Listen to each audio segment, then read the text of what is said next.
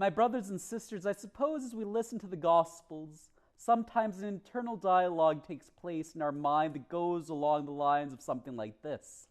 We're shocked at how the disciples react, and we say to ourselves, if we were in their place at their time, we wouldn't have been so petty, we wouldn't have gotten into these discussions, we would have followed Jesus. The reality is, though, as pious and good as those thoughts might be, they don't take into account our humanity. Because if there's one thing that's beautiful about the disciples and the accounts the Gospels give us of them, it's that they don't whitewash, they don't cover over the humanity that needs redemption, the humanity that needs growth. And this argument the disciples get into about who is the greatest is one that really goes to the core of our hearts. Because as we're created and brought forth into this life, we're all here because we have a purpose. We have a vocation to embrace and live out. And to do so, we are all given gifts. Some gifts might be greater in a worldly scale than others. Some might be more hidden. But if they're all originating in God, then all the gifts are divinely, infinitely perfect. And yet our human nature doesn't seem to trust this.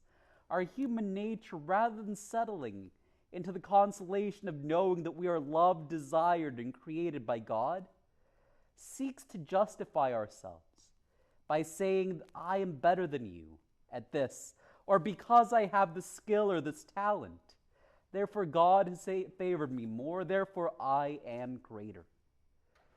We wrestle so much with this. And the reality is, if this is our focus, we lose sight of the path. Because, my brothers and sisters, God has created us for glory. And yet, because our focus is so earthly sometimes, that instead of reaching for glory, for that embrace of God's love, we settle for popularity, for prestige, or for power. And that's where we define our goodness. But the scale is wrong. It's like taking an eternal path and using a 12-inch ruler to measure it. It will never measure up. Instead, Jesus gives us a very concrete image, the simplicity of a child. As I was preparing for Mass today, I remembered something that happened yesterday at the coffee hour at the church where I happened to be celebrating Mass. As I was talking with a group of the adults, this little girl, 3 years old, comes up to us and said to us, I really feel the need to sing my ABCs right now. And so she did, and it was beautiful. There was a confidence to her, a simplicity to her, and a joy. She had this new skill, she wanted to share it, and it was beautiful. We all have that innocence at one stage in our lives. And as we grow, we seem to let go of it. We seem to begin to doubt it, and we seem to cover over it.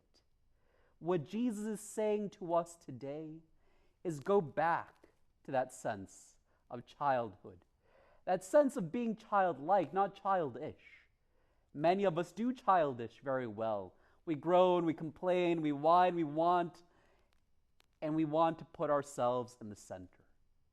But to be childlike is to wonder at God's goodness, to marvel at the blessings He gives us, to rejoice in them.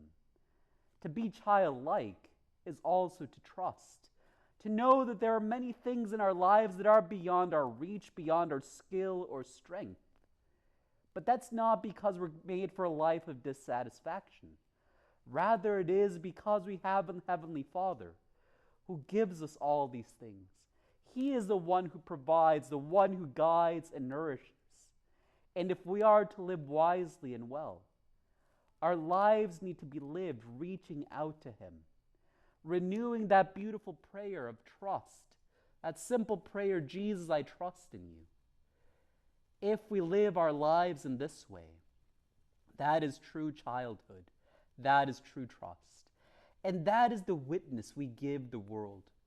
Because while so many in the world try to scrabble to get over each other, we will be at peace. And more than that, we will be full of joy. My brothers and sisters, as we continue this Mass and throughout our prayers today, let us remember that joy of childhood. Let us remember the gifts God has given us. And rather than comparing to see how we measure up to others, let us simply rejoice that we have been loved. And let us share this joy with others.